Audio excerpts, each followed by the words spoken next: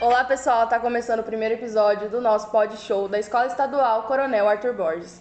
Eu sou a Laísa do primeiro ano matutino. Eu sou a Antônia do primeiro ano matutino. E hoje nós estamos muito animadas em ter a presença do nosso querido diretor Rodrigo Vespucci. Seja muito bem-vindo, professor. Muito obrigado pelo seu sim, por tirar um tempo ali para estar aqui conosco gravando. Eu que agradeço o convite, meninas. Queremos agradecer também ao nosso intérprete, professor Wellington, que está aqui traduzindo aos surdos, todo o nosso podcast. Professor, as pessoas aí já sabem mais ou menos assim que o senhor já foi professor de geografia. Eu já tive o prazer de ser sua aluna, foi durante 2 anos, que eu fui aluna do senhor. Sim. O senhor esteve ali dando aula pra gente. Contou um pouquinho da história de como foi ser professor de geografia. Como surgiu essa paixão?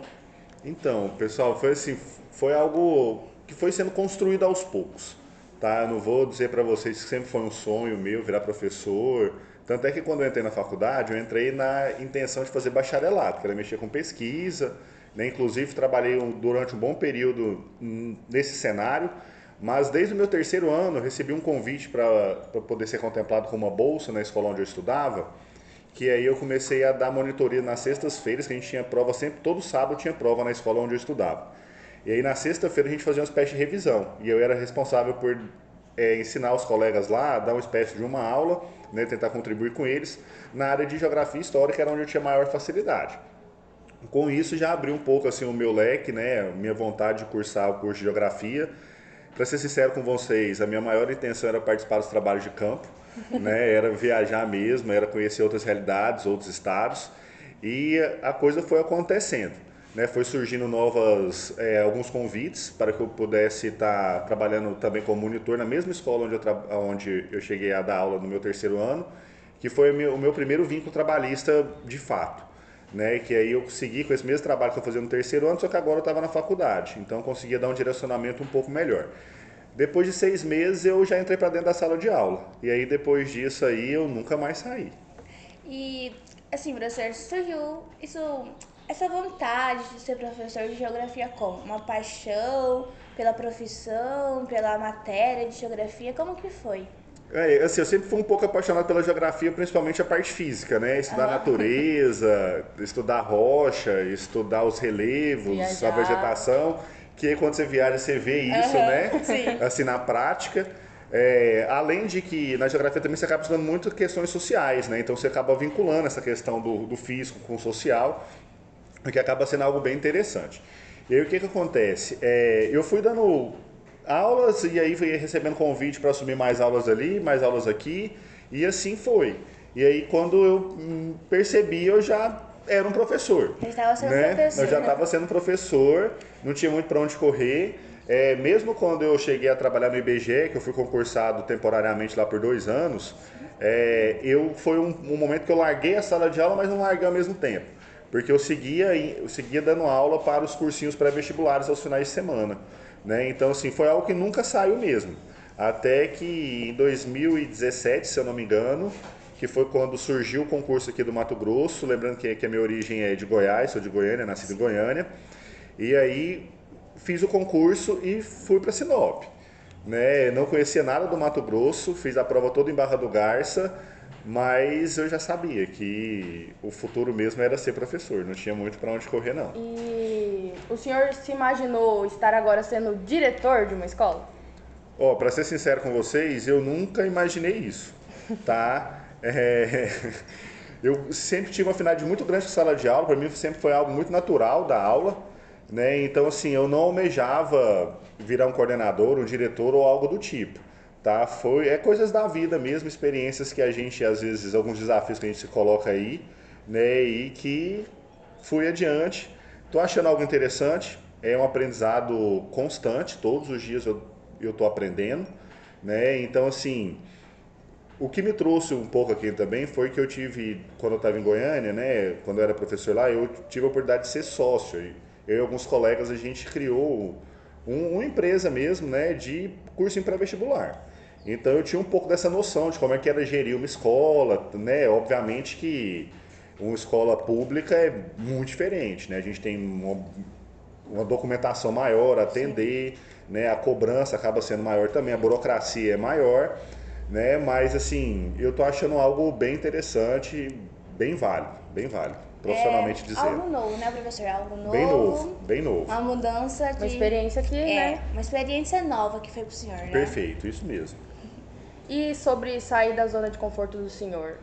Como foi vir para Rosário, uma cidade nova, pessoas novas? Conta pra gente um pouquinho. Então, eu acho isso muito interessante, para ser sincero com vocês. Chegar num lugar novo, conhecer tudo novo, pessoas novas, o mercado é novo, né? A padaria é nova, tudo é uma descoberta, assim. Então, isso para mim, eu não vejo que é sair da zona de conforto. Assumir um cargo de gestão, sim, foi sair da zona de conforto. Porque foi como eu disse, sala de aula tem muita segurança, muita tranquilidade no trabalho que eu estou fazendo ali, porque já vem desde 2007 que eu estou dentro de sala de aula como professor, desde 2006 enquanto monitor. Né? Então, assim, para mim é como eu falei, é algo muito natural. Já ser gestor é uma coisa diferente, que cada dia é uma surpresa.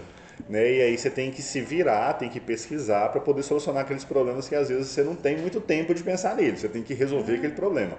Então aí nesse quesito aí eu acredito que eu tinha saído da minha zona de conforto, mas que eu acho algo muito válido. Acho que todo mundo tem que sair da zona de conforto para tentar melhorar, para aprender coisa nova, para não ficar na mesmice. E o senhor tá gostando de ser um diretor? Como tá sendo a experiência de lidar, na verdade, com a liderança, né? Ser gestor aqui no Arthur Borges. De fato, é um cargo de liderança. Né? A gente precisa exercer isso hora ou outra, motivar muitas pessoas. É algo que, para ser sincero com vocês, eu acreditava que eu estava me contribuía mais dentro da sala de aula do que no cargo de gestão, justamente por causa disso. Porque quando eu estava mais próximo dos alunos, eu acreditava que eu conseguia motivar eles mais. Né? Mas quando eu vim para o cargo de gestão, eu acho também que tem muito a ver com essa relação que a gente criou primeiro dentro da sala de aula. Né? Eu ainda consigo atingir vocês, né? A gente ainda consegue de alguma maneira motivar vocês, fazer com que a coisa aconteça. E é isso que está fazendo sentido para mim. Tá? Se eu não estivesse conseguindo atingir vocês, motivar, ver isso aqui acontecendo num podcast desse, tá? Com toda a animação, todo o trabalho que vocês tiverem de correr atrás de tripé e por aí vai, toda a questão de cenário, não estava fazendo muito sentido. Aí eu preferiria voltar para a sala de aula, que foi algo que eu pensei neste ano. Neste ano eu tinha pensado em voltar para a sala de aula para poder estudar, fazer mestrado, que é algo que eu tenho ainda em mente que eu quero fazer. Ainda pretendo, se tudo der certo, tornar até doutor em geografia, que eu acho que professor tem que ser pesquisador. Né? E o diretor também tem que ser pesquisador, mas acaba que a gente tem um tempo um pouco mais corrido. Né? Quando a gente é professor é 30 horas e já um cargo de gestão já é 40. Essas 10 horas já faz um pouco de diferença aí. Né? Mas em conversa com colegas de profissão, com o pessoal aqui, com toda a comunidade escolar da Escola Arthur Borges, a gente acabou optando por tentar novamente fazer o processo. Graças a Deus eu consegui obter sucesso, foi aprovado. E estamos aí para mais um ano de desafio, 2 anos, né? Com chance de prorrogação para mais 2. Tá? E aí a gente vai vendo como é que a gente vai lidando aí. Sim. Professor, e esse negócio de trazer a fanfarra pra escola? O senhor tem em mente? A baliza, eu já tinha até tido esse papo com o senhor, né? Sim. Que é algo que muitas pessoas gostam, é algo bonito, algo interessante, que representa a escola também. Sim. E o senhor tá correndo atrás disso para conseguir trazer pra gente? O processo já está encaminhado via SIGADOC, né, para a SEDUC, já está tudo encaminhado. A gente tem um problema muito grande também com a questão da fanfarra, que é a questão do professor habilitado. Né? Então a gente precisa ter um professor habilitado para a gente poder conseguir a aprovação desse projeto. Tá? Isso aí já está caminhando, esse é o plano A, né? Que seria mesmo a gente receber tudo isso via DRE, via SEDUC, todo o equipamento, todos os profissionais para a gente poder trabalhar. Mas a gente tem um plano B, porque realmente eu sei que a cobrança de vocês com relação a isso é bem grande, né? É muito grande. O plano B é parceria mesmo, tá? Eu tenho uma parceria com a Polícia Militar e a gente tem aí, nesse caso, um policial aposentado, que ele tem uma fanfarra na casa dele e que a gente está tentando viabilizar ele como voluntário para poder estar trabalhando com vocês. Só que é algo um pouco mais complexo, né? Como é voluntário, a gente não pode requerer algumas coisas. E nesse caso, a ideia dele, a intenção dele é trabalhar apenas com o 6º ano de início. Tá? Lembrando que todo o equipamento é dele, tudo, então assim, na intenção de até motivar os mais velhos, a gente está tentando fechar essa parceria. Tá? Mas, obviamente, eu preciso, né? conforme eu falei para vocês, escola pública é um pouco mais burocrático. A gente precisa de todo um protocolo a ser seguido, né? Então, preciso conversar com o pessoal da minha coordenação da DRE para a gente conseguir viabilizar alguém que é de fora fazer um trabalho voluntário para vocês, porque não é assim, né? A gente não pode sair Sim. abrindo a escola para qualquer pessoa. A gente precisa conhecer todo o trabalho, analisar todo o projeto, conhecer todo o histórico dessa pessoa para a gente poder viabilizar isso. Mas a gente está tentando correr atrás, tá? Acredito que esse ano saia. Porque é algo muito bonito, algo interessante, algo que quando é época de desfile, Sim. aniversário da cidade, fica algo muito bonito, representando... Desperta muito a identidade da escola também, né? Eu acho que isso é muita importante. escola. Isso é algo bem interessante. E é algo que todos os alunos querem participar. Todo mundo está animado. Que se pra interessa, isso, se sim. interessa É uma muito. ferramenta pedagógica muito importante, principalmente para manter vocês na escola. Né? Então diminui a quantidade de faltas. Isso é claro. Se tem a fanfarra naquele dia, vai ter Tem um ensaio, a gente pessoa já tá consegue aqui. vincular. O aluno que está faltando não vai fazer parte da fanfarra. Então essa questão ajuda até na buscativa. E tudo isso a gente já está pensando já no debate, tá? E a pergunta que não quer calar, professor. Sim. Esse ano vai ter quadrilha na escola? Oh, essa questão da quadrilha é bem complexa, tá? Primeiro a gente precisa conversar com a comunidade escolar, a gente precisa ter a aprovação do pai de vocês, tá? A gente precisa vincular isso com algum projeto pedagógico da escola. E aí, assim, eu posso levar isso para apreciação do conselho de classe.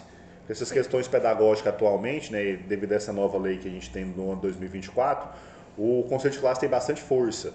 Né? Então, com eles a gente consegue tentar viabilizar alguma coisa nesse sentido, tá? Mas é aquilo que eu sempre falo e vou tentar deixar claro aqui para vocês. Se a gente for fazer, tentar fazer cada um no seu período, né? Para evitar tumulto, juntar todo mundo no período noturno e tudo, até mesmo por questão de segurança aí. Se a gente conseguir dividir o período da manhã, a gente faz um trabalho nesse sentido. Período da tarde, período noturno, acho que a gente consegue viabilizar assim sem maiores problemas. O senhor não quer juntar todas as turmas? Eu vejo um pouco de dificuldade nisso, até mesmo para poder atender vocês.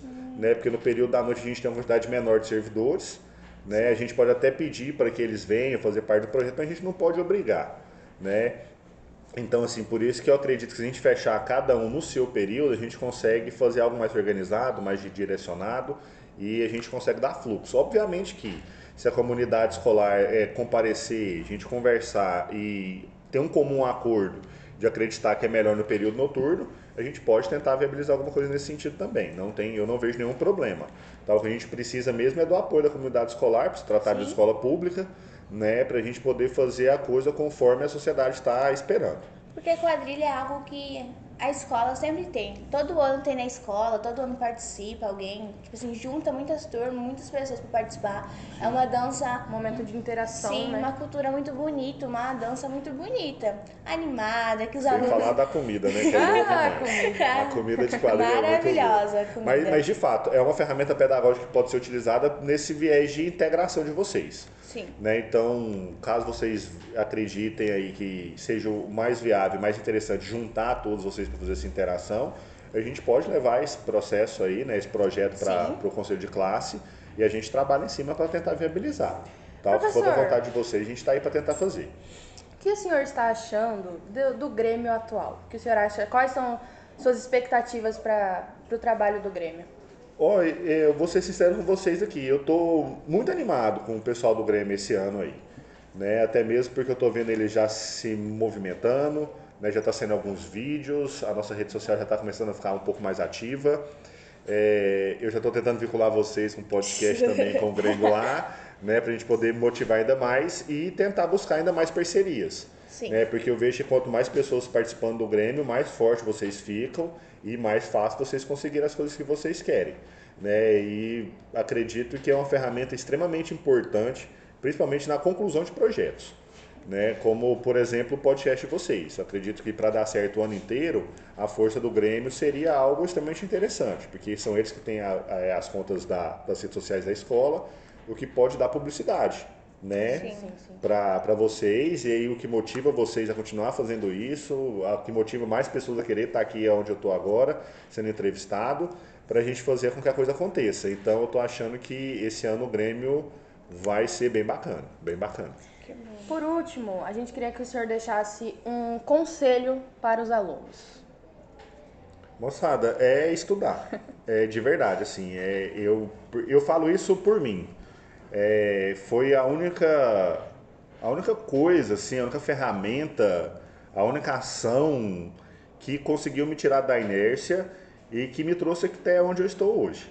Então, assim, eu acho que sem o estudo, a gente dificulta, se com o estudo já é difícil, sem ele é mais ainda. Sim. Né? Eu não falo estudo só de formação, porque quando você vai lá e você está estudando, por exemplo, um relevo, uma rocha, alguma coisa, mesmo que você ache que o seu raciocínio lógico não está sendo ativado, ele está assim.